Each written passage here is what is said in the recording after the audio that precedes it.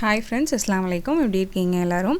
So அல்ஹம்துலில்லாஹ் எல்லோரும் நல்லபடியாக ஈத் செலிப்ரேஷன்ஸ் எல்லாம் முடிச்சிருப்பீங்க அப்படின்னு சொல்லி நினைக்கிறேன். நாங்களும் அல்ஹம்துலில்லாஹ் நல்லபடியாக எங்களோட ஈத் செலிப்ரேஷன்ஸ் எல்லாம் முடிச்சாச்சு. ஆனால் எனக்கு வந்துட்டு கொஞ்சம் நெட் ப்ராப்ளமாக இருந்ததுனால என்னால் வந்துட்டு ஈத் vlog வந்து கரெக்டாக அப்லோட் பண்ண முடியலை. எடிட்டிங்கும் கொஞ்சம் டைம் ஆச்சு. அதனால தான் நான் வந்து லேட்டாக அப்லோட் பண்ணியிருக்கேன். ஸோ இப்போ பார்த்திங்க அப்படின்னா இது வந்து ஈதுக்கு முதல் நாள் வந்து எடுத்த வீடியோ. ஈதுக்குன்னு சொல்லிட்டு நான் எதுவும் பெரிய டெக்கரேஷன்ஸ் அந்த மாதிரிலாம் எதுவும் பண்ணலாம் அப்படின்னு சொல்லி சில பிளான்ஸ் எல்லாம் இருந்தது. ஆனால் என்னால் வந்து அதெல்லாம் எதுவும் வந்து பண்ண முடியல. என் பையன் வந்து நோம்பெல்லாம் வச்சுட்டு ரொம்ப ஒரு மாதிரி டல்லாக இருந்தான். அந்த ஈதுக்கான அந்த ஒரு இதே இல்லை, அவங்ககிட்ட எந்தவே இல்லாத மாதிரி இருந்தான். 2-3 தடவை என்கிட்ட இந்த லைட்டெல்லாம் மாட்டுங்கன்னு சொல்லி சொன்னான். நான் தான் வந்துட்டு லேட் பண்ணிகிட்டே இருந்தேன். ஸோ அதுக்கப்புறமா சரி வா அப்படின்னு சொல்லி அவனை கூப்பிட்டு நானும் அவனுமா சேர்ந்து இந்த லைட்ஸ் எல்லாம் மாட்டினதுக்கப்புறம் தான் அவருக்கு ரொம்ப சந்தோஷமாக இருந்துச்சு. ஸோ அன்றைக்கி ஈவினிங் போட்ட லைட்டு தான் அடுத்த நாள் வரைக்கும் போட்டு வச்சுட்டு உட்காந்துருந்தான். அவனுக்கு ரொம்ப ரொம்ப ஒரு ஜாலியாக இருந்துச்சு. இந்த லைட்டெல்லாம் பார்த்துட்டு அவனுக்கு ரொம்ப சந்தோஷமாக இருந்தது போல். ஸோ ஓகே, ஸோ இதுதான் நான் வந்து இதுக்குன்னு சொல்லிட்டு பண்ண டெக்கரேஷன் பார்த்திங்கன்னா இதுதான். அதுக்கப்புறம் இஃப்தார் இதெல்லாம் முடிச்சுட்டு நாங்கள் வந்து அடுத்து அன்றைக்கி நைட்டு ஒரு 12:30 போல் அடுத்த நாள் பணியாரம் செய்யணும் அப்படிங்கிறதுக்காக ரவை வந்து ஊற வைக்க ஸ்டார்ட் பண்ணியிருந்தோம். எங்கள் ஊர்லலாம் வந்துட்டு பெருநாள் காலையில் வந்து எல்லாருமே வந்து மோஸ்ட்லி இந்த மாதிரி பணியாரம் தான் வந்து செய்வோம். அதே மாதிரி நாங்களும் வந்துட்டு இன்றைக்கி சரி பணியாரமே செஞ்சிடலாம் அப்படின்னு சொல்லி செய்கிறதுக்காக எல்லாம் ப்ரிப்பேர் பண்ணி வச்சுருந்தோம். இப்போ பார்த்திங்க அப்படின்னா நான் வந்து 1 கிலோ ரவை வந்து எடுத்திருக்கேன். ஸோ பில்டிங்லலாம் எல்லாருக்கும் கொடுக்கணும் அப்படிங்கிறதுக்காக நான் வந்து 1 கிலோ எடுத்திருக்கேன். அது கூட ஒரு பெரிய தேங்காய், அந்த தேங்காவுடைய பால் வந்து எடுத்திருக்கேன். 2 பால் வந்து எடுத்திருக்கேன். ஃபஸ்ட்டு வந்து கெட்டி பால் எடுத்துகிட்டு அதுக்கப்புறமா கொஞ்சமாக தண்ணி ஆட் பண்ணி 2வது பால் வந்து எடுத்திருக்கேன். இதோடைய அளவுன்னு சொல்லி பார்த்தோம் அப்படின்னா கிட்டத்தட்ட ஒரு 750 ml கிட்ட இருந்தது தேங்காய் பால். அதை வந்துட்டு 1 கிலோ ரவைக்கு வந்து நான் ஆட் பண்ணிக்கிட்டேன். கரெக்டாக இருந்தது. நம்ம வந்து தேங்காய் பாலில் ரவைக்கு தேவையான அளவு உப்பு எல்லாமே ஆட் பண்ணி அதை வந்து நம்ம நல்லா மிக்ஸ் பண்ணி வச்சிடணும். இந்த மாதிரி நல்லா பீட் பண்ணி முடிஞ்ச அளவு கொஞ்சம் நல்லா பீட் பண்ணிவிட்டு வச்சிட்டோம் அப்படின்னா அந்த ரவை வந்து ஃபுல்லாக தேங்காய் பாலை ஃபுல்லாக நல்லா வந்து அப்சர்வ் பண்ணி நல்லா அடுத்த நாள் வந்து சாஃப்டாக நல்லா ஊறி இருக்கும். ஸோ கிட்டத்தட்ட ஒரு 8 மணி நேரமாவது ஊறணும். ஸோ நைட்டு ஒரு 12:30 மணிக்கு நாங்கள் ஊற வச்சோம். அடுத்த நாள் காலையில் நாங்கள் செய்ய ஸ்டார்ட் பண்ணும்போது ஒரு 9 மணி ஆகிடுச்சு. தொழுகெல்லாம் முடிச்சுட்டு இப்போ பார்த்திங்க அப்படின்னா நைட்டு 1 மணி ஆகிடுச்சு. நான் வந்து இப்போ தான் மெஹந்தி வைக்கலாம் அப்படின்னு சொல்லி உட்காந்து வச்சிட்டு இருந்தேன். என் பையன் எல்லாருமே, என் குட்டி பையன் எல்லோரும் தூங்கினதுக்கப்புறமா தான் இந்த வேலை நான் பார்த்துட்டு இருந்தேன். ஸோ அதுக்கப்புறம் இது வந்துட்டு நெக்ஸ்ட் டே மார்னிங் எடுத்தது. நெக்ஸ்ட் டே மார்னிங் ஃபஸ்ட்டு வந்துட்டு சாம்பிராணி போட்டுக்கிட்டேன். எனக்கு வந்து பெருநாள் அப்படின்னாலே இந்த சாம்பிராணி போட்டோம் அப்படின்னா தான் அதுக்கான அந்த ஒரு எஃபெக்ட் வந்து நல்லாயிருக்கும். ஸோ முதல் நாள் மஹ்ரீப் டைம்லேயே வந்து போட்டுருவேன். அப்படி இல்லைன்னா இந்த மாதிரி காலையில் போட்டுக்குவேன். ஸோ இந்த தடவை வந்து காலையில் தான் போட்டிருந்தேன். அடுத்து பார்த்திங்கன்னா இந்த ட்ரெஸ் தான் நான் வந்து எடுத்திருந்தேன். சாரீ எடுத்திருந்தேன். இது கூட சாரீ கட்டிட்டு நம்மளால வந்துட்டு கிச்சனில் நின்று வேலை பார்க்குறது கொஞ்சம் கஷ்டமாக இருக்கும். அப்படிங்கிறதுனால இந்த டாப் வந்து எடுத்திருந்தேன். இந்த டாப் அமேசானில் தான் எடுத்தேன். ஸோ உங்களுக்கு இந்த டாப் பிடிச்சிருந்தது அப்படின்னா அதுக்கான லிங்க் கொடுக்குறேன், செக் பண்ணி பாருங்கள். இந்த டைமில் வந்து பக்கத்தில் பள்ளிவாசல்லையும் தக்பீர் சொல்ல ஸ்டார்ட் பண்ணியிருந்தாங்க.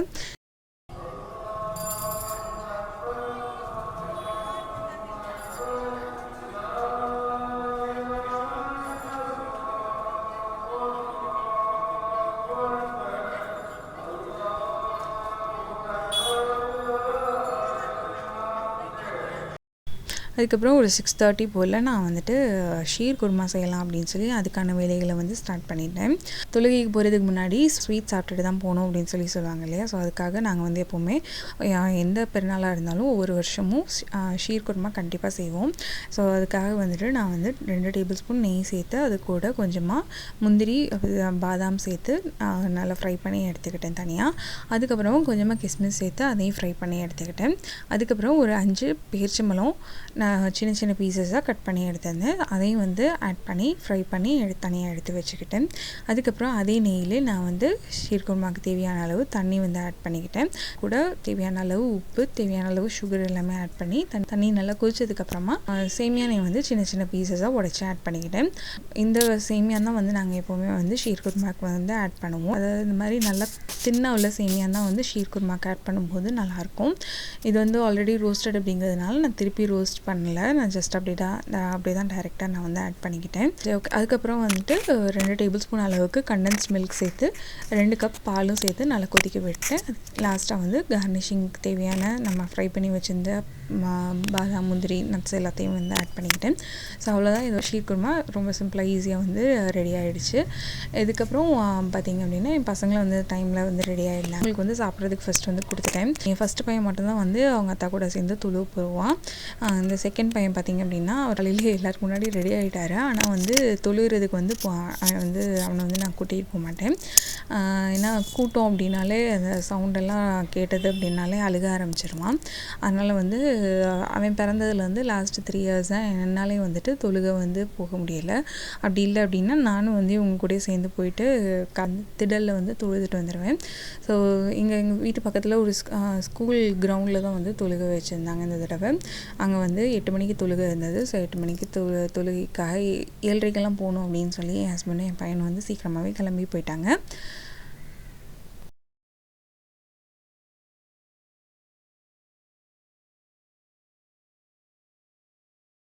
அப்புறம் தொழுகு முடிச்சுட்டு வந்து பணியாரத்துக்கான வேலையை வந்து ஸ்டார்ட் பண்ணியிருந்தோம். இப்போ பார்த்திங்கன்னா தெரியும் உங்களுக்கே, பணியாரம் நம்ம ஊற வச்ச ரவை வந்து எந்த அளவுக்கு நல்லா பொங்கி இருக்குது அப்படிங்கிறது. ஸோ வந்து இப்போ இந்த ரவையில் வந்து நான் வந்து 2 டேபிள் ஸ்பூன் அளவுக்கு மைதா வந்து ஃபஸ்ட் ஆட் பண்ணிக்கிட்டேன். மைதா வந்துட்டு எலாஸ்டிசிட்டி கொடுக்கும் அந்த பணியாரத்துக்கு. அதனால் வந்து ஒரு 2 டேபிள் ஸ்பூன் அளவுக்கு ஃபஸ்ட்டு ஆட் பண்ணிக்கிட்டேன். அப்படி நம்ம மைதா ஆட் பண்ணாமல் சுட்டோம் அப்படின்னா பணியாரம் வந்து ஒரு மாதிரி கொஞ்சம் கல் மாதிரி இருக்கும். அதனால் வந்து மைதா வந்து ஒரு 2 டேபிள் ஸ்பூன் ஃபஸ்ட்டு ஆட் பண்ணிக்கோங்க. அதுக்கப்புறம் வாழைப்பழம் வந்துட்டு அது 3 செவ்வாழை வந்து எடுத்துடணும். நம்ம எந்த பழம் வேணாலும் ஆட் பண்ணிக்கலாம். இதனால பெரிய பழமாக இருந்ததுனால 3 பழம் போதும் அப்படின்னு சொல்லிட்டு அந்த 3 பழத்தை மட்டும் நாங்கள் வந்து ஆட் பண்ணி அது கூட தேவையான அளவு சுகர் ஆட் பண்ணி நல்லா ஒரு ஃபைன் பேஸ்ட்டாக அரைச்சி எடுத்து ரவை கூட வந்து மிக்ஸ் பண்ணிக்கிட்டோம். ரவையில் வந்துட்டு வாழைப்பழத்தை ஆட் பண்ணி இந்த வாழைப்பழம் மிக்சரை வந்து ஆட் பண்ணதுக்கப்புறமா நான் உங்ககிட்ட மத்து இருந்தது அப்படின்னா நல்லா மத்து வச்சு ஃபுல்லாக கடைஞ்சி விட்டுருங்க.